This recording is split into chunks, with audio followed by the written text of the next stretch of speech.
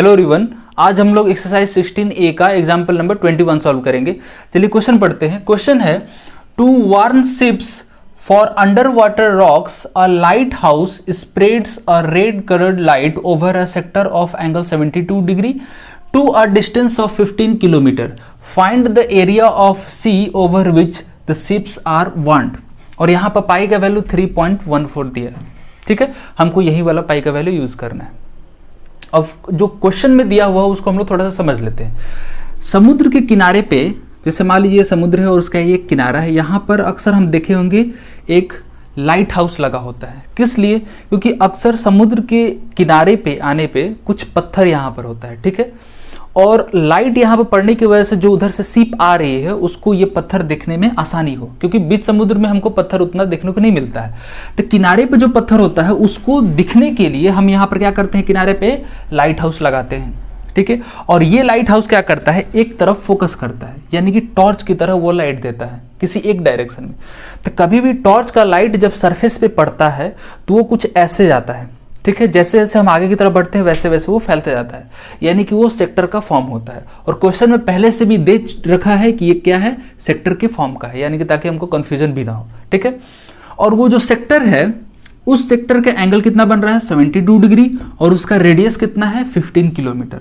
अब यहां से एरिया निकालना बहुत आसान हो जाएगा। ठीक है, तो हम क्या करेंगे, डायरेक्टली फॉर्मूला लगाएंगे और वहां पर वैल्यू को सब्स्टिट्यूट कर देंगे, हमारा आंसर आ जाएगा। तो क्वेश्चन में जो पहले दिया रहता है उसको हम लोग लिख लेते हैं। सॉल्यूशन पे आते हैं। गिवन क्या क्या दिया हुआ है, एंगल ऑफ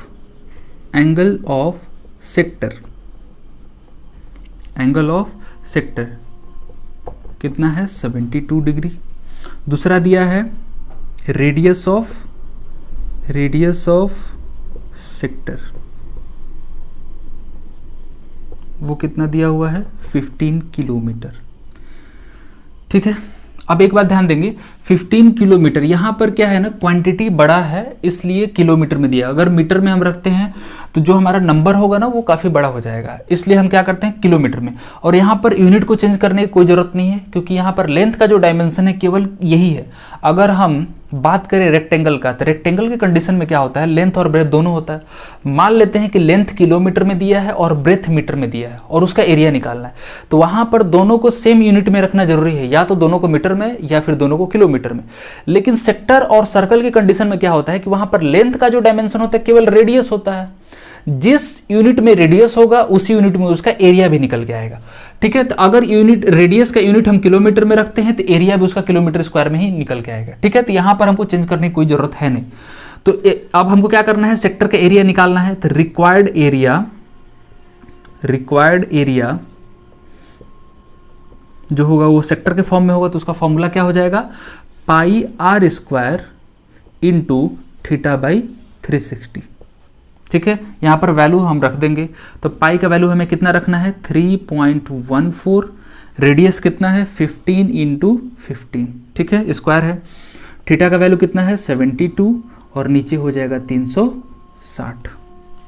चाहे तो यहां से हम डेसिमल हटाएंगे तो हम नीचे क्या रख सकते हैं, 100 लिख लेंगे। ठीक है, अब यहां से हम कैलकुलेशन करते हैं। 36 से कितने टाइम्स में, 10 टाइम्स में, और ये 36 से 2 टाइम्स में। 2 इसको 5 बार में कट करेगा और यहां से ये 3 बार में कटेगा। ठीक है, चलिए, तो ये हो गया 314 इंटू 3 इंटू 15 कितना हो जाएगा, 45, और नीचे हो गया यहाँ पे 100। ठीक है, ये 45 हो गया और नीचे हो गया 100। तो 314 को हम 45 से मल्टीप्लाई कर लेंगे। 314 इसको हम 45 से मल्टीप्लाई करेंगे तो ये हो जाएगा 0 2 7 15 16 1 5 12 3 1 4 1। ठीक है, ये है 14 13 0। तो आगे कैलकुलेशन हम यहाँ कर देते हैं। ठीक है, तो इसका जो वैल्यू आ रहा है 14 13 0, और नीचे क्या है, 100। ठीक है, एक 0 यहाँ से कैंसिल हो जाएगा और नीचे 10 है तो यहाँ पर हम डेसिमल लगा लेंगे, तो ये हो जाएगा 141.3 किलोमीटर स्क्वायर। लास्ट में भी हमको ध्यान रखना है कि जो यूनिट स्क्वायर में हम लगाएंगे वो क्या हो, किलोमीटर में, क्योंकि जो यूनिट हम रेडियस का यूज कर रहे हैं वही हमारा यूनिट एरिया में भी आएगा, केवल उसका स्क्वायर हो जाएगा। ठीक है, तो छोटा छोटा बात इसमें बस ध्यान रखना है, क्वेश्चन कोई काफ़ी लेंदी नहीं था, काफ़ी छोटा क्वेश्चन है, बस वैल्यू फॉर्मूला में रखना है और हमारा आंसर आ गया। ठीक है, चलिए उम्मीद है ये पूरा क्वेश्चन समझ में आया होगा।